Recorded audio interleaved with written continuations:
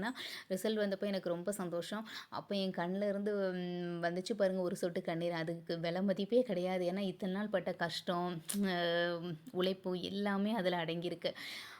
அப்படி சொல்கிறேன். ஏன்னா என் அப்பா அம்மா எனக்கு கொடுத்த எஜுகேஷன், என் கணவரோட மோட்டிவேஷன், என் குழந்தையோட சாக்ரிஃபைஸ், இது எல்லாம் தான் என்னோட வெற்றிக்கு காரணம். ஜாப் வாங்கும்போது பார்த்திங்கன்னா எனக்கு அவ்வளோ சந்தோஷமாக இருந்து வணக்கம். என்னோடய நேம் கவிதா. அப்பா பேர் வேல்முருகன், அம்மா பேர் பத்மா.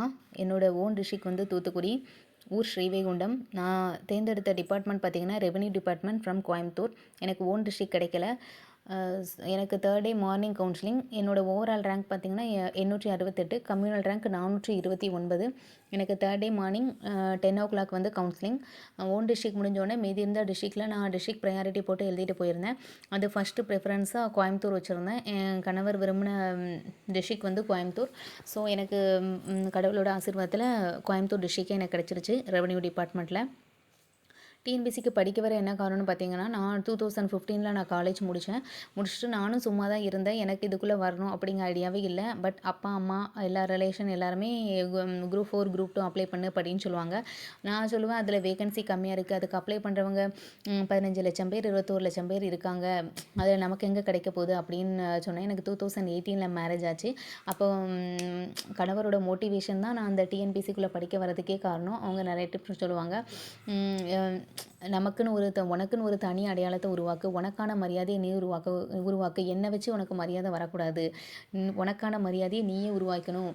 சும்மா படித்தோம், நம்மளும் வாழ்ந்தோம், சாப்பிட்டோம், போகணும்னு இருக்கக்கூடாது, உனக்குன்னு தனி ஒரு அடையாளத்தை நீ உருவாக்கணும், இந்த படிக்கணும் அப்படின்னு சொல்கிறாங்க. ஆனால் அதுக்கு முன்னாடி எனக்கு டிஎன்பிசினா என்ன, அதுக்கு இந்த சப்ஜெக்ட் தான், அது எதுவுமே எனக்கு தெரியாது. என் ஹஸ்பண்ட் வந்ததுக்கப்புறம் தான் டிஎன்பிசினா என்ன, அதுக்கு என்ன படிக்கணும், என்ன என்ன புக்ஸு என்ன, அதுக்கான வழி என்ன, அதுக்கான பாதை என்ன, எல்லாமே டாப் டு பாட்டம் எல்லாமே அவங்க சொல்லி தான் எனக்கு தெரிஞ்சிச்சு. அப்போ தான் இவ்வளோதானா அப்படிங்கிற மாதிரி இருந்துச்சு.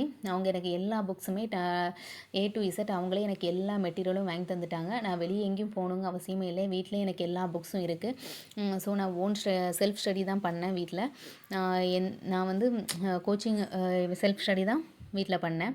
எத்தனை வருஷம் படித்தீங்கன்னு பார்த்தீங்கன்னா, நான் வந்து 3 இயர்ஸாக படிச்சுட்ருக்கேன். படிக்கும்போது நிறைய பிரச்சனைகள் வரும், நான் இல்லைன்னு சொல்லவே இல்லை. நிறைய ப்ராப்ளம்ஸ்லாம் எனக்கும் வந்திருக்கு. பட் நான் என்ன சொல்லுவேன்னா, அந்த இடத்துல வந்து நம்ம ப்ராப்ளம் நினச்சிக்கிட்டே இருந்தோம்னா நம்மளால் படிக்க முடியாது. கவிஞர் மேத்தா சொன்ன ஒரு கவிதைகளில் நீங்கள் பார்த்துருந்தீங்கன்னா தெரியும். கவலைகளை தூக்கி கொண்டு அலையாதே, அவை கை குழந்தைகள் அல்ல அப்படின்னு சொல்லியிருப்பார். அந்த வரிகள் எனக்கு ரொம்ப பிடிக்கும். நம்ம கவலைகளை நம்ம தூக்கிக்கிட்டு அலைஞ்சிக்கிட்டே இருந்தோம்னா அதை பார்த்துக்கிட்டே இருக்க வேண்டியதான். ஸோ அதை ஒரு பக்கம் ஒதுக்கி வச்சுட்டு நம்மளோட பயணத்தை நம்ம ஸ்டார்ட் பண்ணிக்கிட்டே இருக்கணும். நம்ம வாழ்க்கைன்னு இருந்தால் கஷ்டமும் இருக்கும், நஷ்டமும் இருக்கும். ஸோ அதுக்காண்டி அதை நினச்சிட்டே இருக்கக்கூடாது. அது ஒரு சைடு போய் அப்படி இருக்கட்டும். நம்மளோட பாதையில் நம்ம கரெக்டாக பயணிச்சுக்கிட்டே இருக்கணும். நான் வந்து கோச்சிங் சென்டர் பார்த்திங்கன்னா, நான் சாய்ஸ் அகாடமியில் ஆன்லைன் கிளாஸ் வந்து ஜாயின் பண்ணேன். வீக்லி ஒரு அட்டவணை கொடுப்பாங்க. அதை ஃபாலோ பண்ணி படிச்சுட்டு சண்டே டெஸ்ட் எழுதணும். அதுதான் நான் ஃபாலோ பண்ணி என் சிலபஸையும் கம்ப்ளீட் பண்ணேன். நான் 2022 அங்கே ஜாயின் பண்ணேன். சிலபஸையும் கம்ப்ளீட் பண்ணேன். டெஸ்ட்டு பேட்சும் அதிகமாக போடுவேன். நான் என்ன சொன்னால், டெஸ்ட் அதிகமாக போடுங்க. அப்போ தான் நீங்கள் எந்த இடத்துல வீக்காக இருக்கீங்க அப்படிங்கிறத உங்களால் தெரிஞ்சுக்க முடியும். அந்த இடத்துல உங்களை நீங்கள் ஸ்ட்ராங் பண்ணிக்கோங்க. நான் வீட்டில் இருந்து தான் படித்தேன், வெளியே எங்கேயும் போய் படித்தது கிடையாது. நான் வீட்டில் படிக்கும்போது எனக்கு படிக்கிறதுக்கான எல்லா வசதிகளும் வீட்டில் இருந்துச்சு. எனக்கு வந்து பெரிய சப்போர்ட்னு பார்த்திங்கன்னா என்னோடய கணவர் தான். எனக்கான ஒர்க் இருந்தால் கூட அதை மேக்ஸிமம் நான் படிக்கிறதுக்கு டைம் இல்லைன்னா நீ படி, நான் பார்த்துக்கிறேன், மேக்ஸிமம் அவங்களே செஞ்சுருவாங்க. சொல்லப்போனால் எனக்கான வேலைன்னு பார்த்திங்கன்னா சமையல் பண்ணுறது, பாப்பாவை ஸ்கூலுக்கு அனுப்புறது. 5 வயசில் எனக்கு ஒரு பொண்ணு இருக்குது, யூகேஜி படிக்கிறேன். அவளை ஸ்கூலுக்கு அனுப்புறது, சமையல் பண்ணுறது, 2 மட்டும்தான். மற்ற என்ன வேலை இருக்குமோ அது எல்லாமே என்னோடய ஹஸ்பண்டே பார்த்துக்கிட்டாங்க. ஏன்னா நான் படிக்கணும், நான் ஜெயிக்கணும் அப்படிங்கிறதுக்காக. ஒரு நாளைக்குன்னு பார்த்திங்கன்னா நான் 8 to 9 hours கிட்ட படிப்பேன். சப்போஸ் இன்றைக்கி டைம் கிடைக்கல அப்படின்னு சொன்னால் அது ஒன்றும் ப்ராப்ளம் இல்லை. ஆனால் வந்து நான் புக்கை ஒரு நாளைக்கு ஒரு 2 hours புக்கை தொடாமல் நான் இருக்க மாட்டேன். நம்ம திரும்ப எவ்வளோக்குள்ள நம்ம படிக்கிறோமோ, நீங்கள் கேள்விப்பட்டீங்கன்னா, ஒரு செய்தி நம்ம எவ்வளோக்குள்ளே திரும்ப நம்ம நினச்சிக்கிட்டே இருக்கோமோ அது நம்ம மூளையில் நிலையான நினைவலையில் நிறுத்தப்படும்னு சொல்லியிருப்பாங்க. அதே மாதிரி தான் நானும் சொல்லுவேன். திரும்ப நீங்கள் எவ்வளோ டைம் அந்த இதை படிச்சுக்கிட்டே இருக்கீங்களோ அது உங்களோட மூளையில் ஸ்ட்ராங்காக நினைவாக இருக்கும். பார்ட் டைம் ஜாப் எதுவும் நான் பார்க்கல. நான் தமிழுக்கு அதிக முக்கியத்துவம் கொடுத்தேன். ஏன்னா தமிழில் நம்ம எவ்வளோக்குள்ளே ஸ்கோர் பண்ணுறோமோ அவ்வளோக்குள்ளே நம்ம கட் ஆஃப் வந்து ஏறும். ஏன்னா தமிழ் அப்படிங்கப்போ இதில் இருந்தால் கொஷின் கேட்பாங்க, எல்லாமே நம்மளுக்கு தெரியும். ஸோ தமிழில் நான் வந்து 98க்கு மேலே ஸ்கோர் பண்ணணும் அப்படிங்கிற ஒரு இது வச்சுருந்தேன். ஆனால் அந்த டைம் என்னோடய ஸ்கோர் தமிழில் வந்து 94. நீங்கள் இதை விட அதிகமாக ஸ்கோர் பண்ணணும் அப்படின்னு சொல்லிட்டு நான் சொல்கிறேன். 2வது வந்து பார்த்திங்கன்னா ஜிகே ஜிகேக்கு அதிக ப்ரிஃபரன்ஸ் கொடுத்தேன். அடுத்து மேக்ஸ் வந்து 25ல் எப்படியாவது ஒரு 22 23க்கு மேலே ஸ்கோர் பண்ண நினச்சேன். இந்த டைம் வந்து 17 தான் என்னால் 27 கொஷின் கேட்டிருந்தாங்க. ஜிகேலேருந்து 2 எடுத்து மேக்ஸில் கேட்டிருந்தாங்க. 17 தான் என்னால் ஸ்கோர் பண்ண முடிஞ்சு. இதுக்கு என்னோட கேர்லெஸ் மிஸ்டேக் தான் காரணம், அதை நான் ஒத்துக்கிறேன். 4 கொஷின் என்னோட கேர்லெஸ் மிஸ்டேக். ஸோ எந்த இடத்துலையும் நம்ம ஒன்று மட்டும் சொல்லிக்கிறேன், எக்ஸாம் ஹாலில் வச்சு நம்மளுக்கு தெரியாத கொஷினாகவே இருந்தாலும் அதுக்கு ஆன்சர் கரெக்டாக தப்பான்னு நம்மளுக்கு தெரியாது, நம்மளே தப்பாக தான் இருக்கும் அப்படின்னு வந்து முடிவு பண்ணாதீங்க. நான் அப்படி ஹாலில் முடிவு பண்ணது தான். மேக்ஸில் என்னால் கான்சன்ட்ரேஷன் பண்ண முடியாமல் போய் என்னோட கேர்லெஸில் 4 மார்க் மிஸ் ஆச்சு.